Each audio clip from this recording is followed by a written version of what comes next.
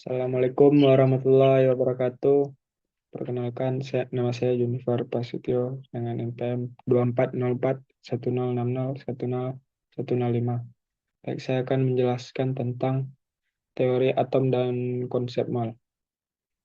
Yang pertama ada susunan atom. Susunan atom yang pertama itu ada nomor atom.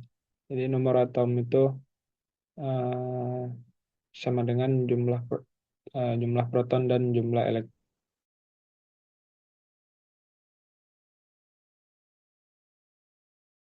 Nomor massa itu sama dengan jumlah proton ditambah jumlah neutron yang dilambangkan dengan X, Z, dan A. Eh, Lambang X itu melambangkan lambang atom ataupun lambang unsur. Z itu melambangkan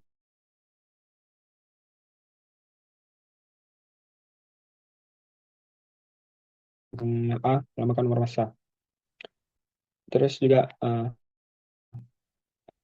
atom dibagi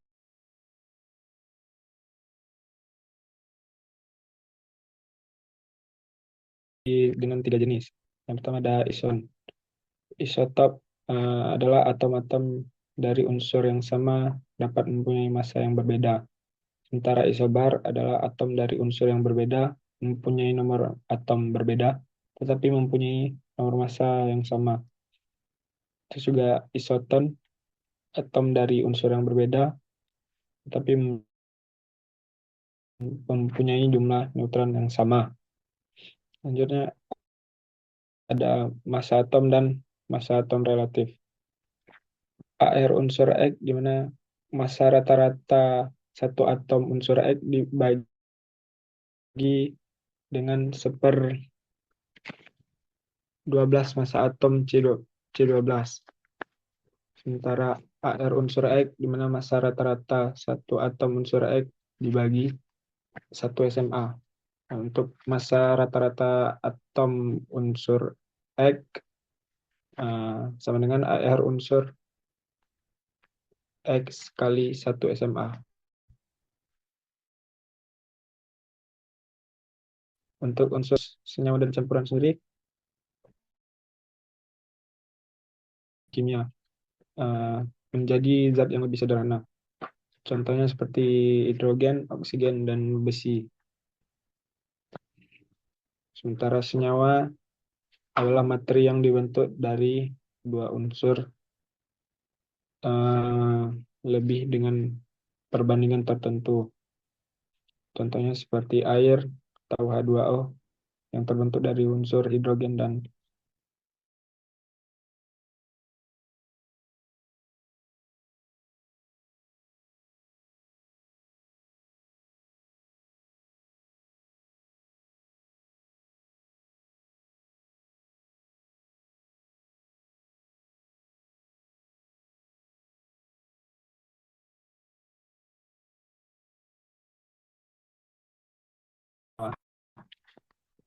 terus juga campuran dapat dibagi menjadi dua.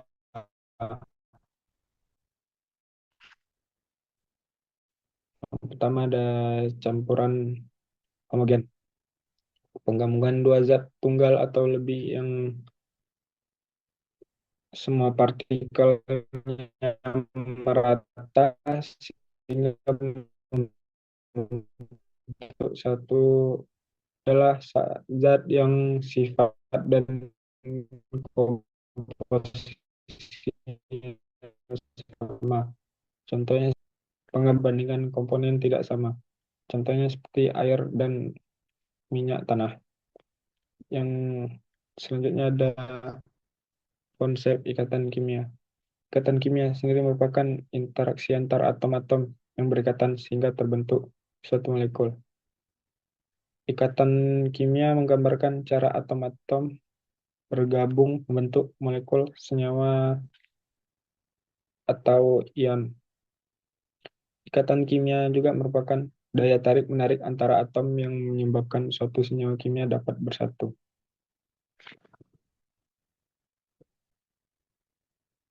Selanjutnya ada terjadinya ikatan. Ikatan antar atom dapat terjadi karena ada interaksi elektron antara atom yang satu dengan yang lain, sehingga terbentuk suatu molekul.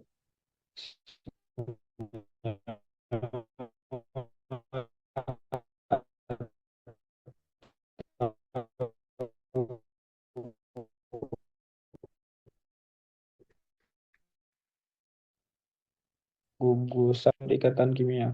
Pembentukan ikatan kimia dapat terjadi berdasarkan serah terima atau pemasangan elektron, tergantung pada jenis unsur yang berikatan.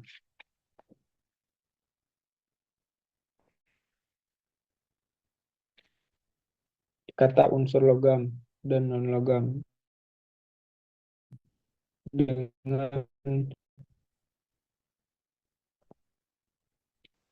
cara elektrostatis.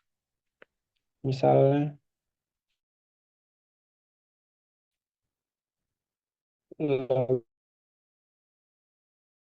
logam satu dengan non-logam 5A dan 6A. Dua logam 1A dan 2A kecuali Be, Mg dengan H. Contohnya pembentukan NaCl dari unsur natrium dan klorin dapat digambarkan dengan rumus elektron atau rumus Lewis sebagai berikut. NaXT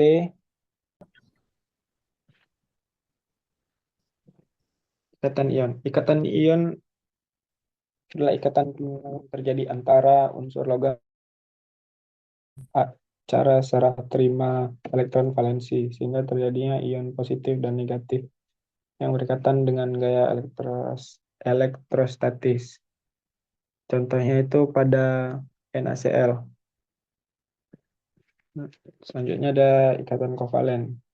Kalau ikatan kovalen itu terjadi karena pemakaian bersama pasangan elektron yang berasal dari atom-atom yang berikatan. Ikatan ini terjadi antara unsur non-logam dengan non-logam yang sama-sama ingin menangkap elektron. Eh, Contohnya terjadi pada FCl.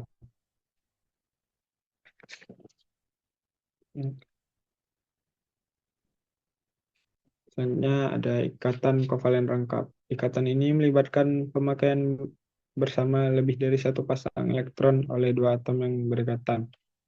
Ikatan kovalen rangkap atau ganda dibedakan menjadi dua, yaitu rangkap 2 dan rangkap 3.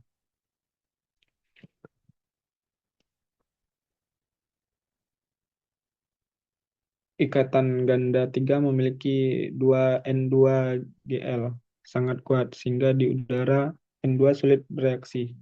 N2 merupakan unsur terbanyak. N2 keluar masuk tubuh manusia tanpa mengalami perubahan kimia. Pada suhu dan tekanan tinggi, N2 baru bisa bereaksi membentuk senyawa. Selanjutnya, ikatan kovalen polar. Jika dua atom yang berbeda berikatan kovalen, maka molekulnya memiliki kutub positif dan negatif, disebut polar. Hal ini diakibatkan oleh momen dipol.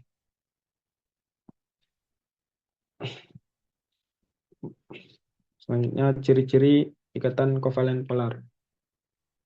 Yang pertama ada senyawa poliatomik simetris yang memiliki atom pusat berpasangan dengan elektron bebas. Yang kedua, karena pasangan elektron bebas lebih kuat dibanding pasangan elektron ikatan, sehingga menimbulkan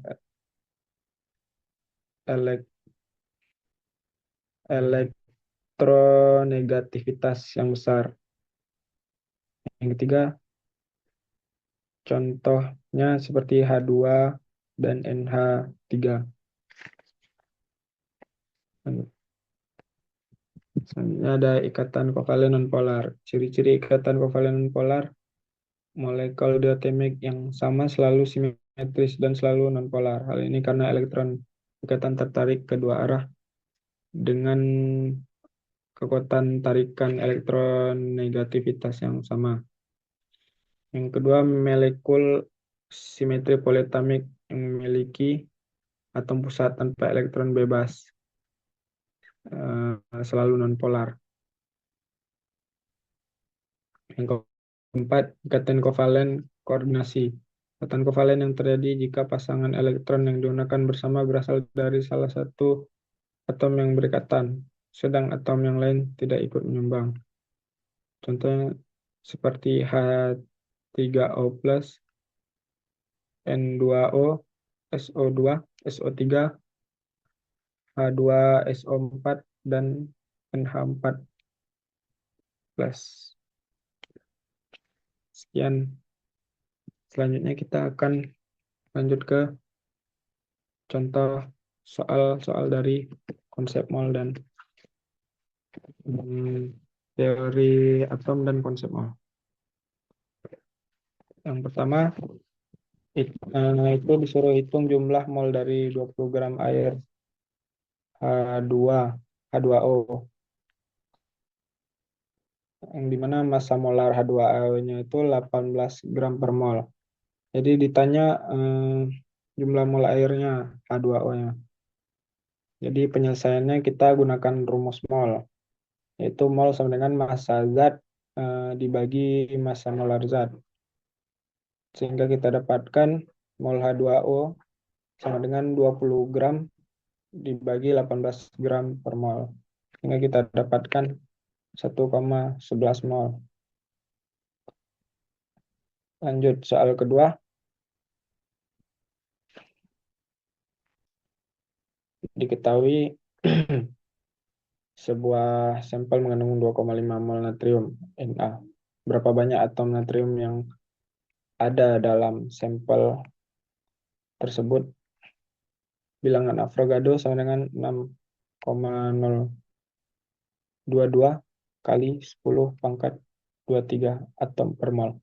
Jadi diketahui Na sama dengan 2,5 mol. Bilangan Avogadro-nya 6,22 0,22 kali 10 pangkat 23 atom per mol.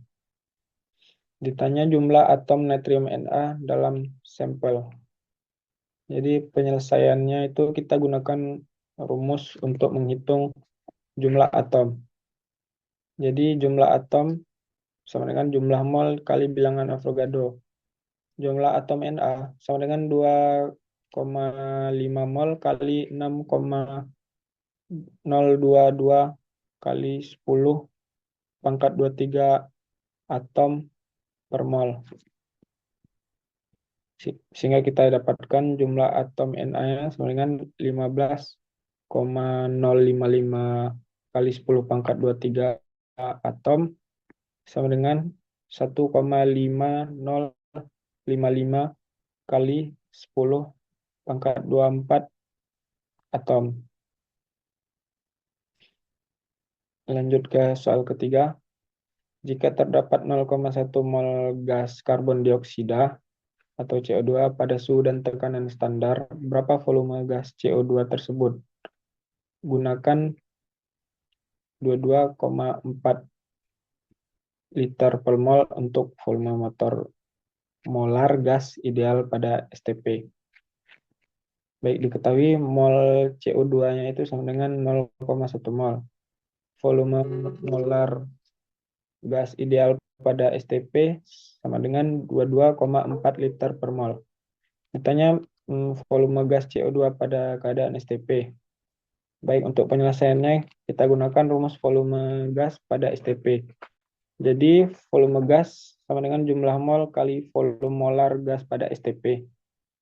Sehingga kita dapatkan volume CO2 sama dengan 0,1 mol kali 22,4 liter per mol.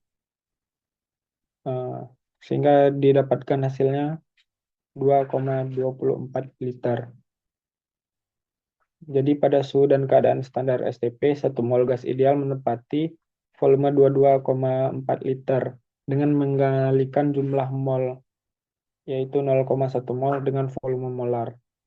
Jadi sehingga kita mendapatkan volume gas CO2 dalam kondisi tersebut. Baik, mungkin sekian eh, materi dan pembahasan soal terkait teori atom dan konsep mol. Semoga membantu untuk kedepannya. Terima kasih. Saya Junifer Prasetyo dari Prodi Teknik Industri, pamit undur diri. Wassalamualaikum warahmatullahi wabarakatuh.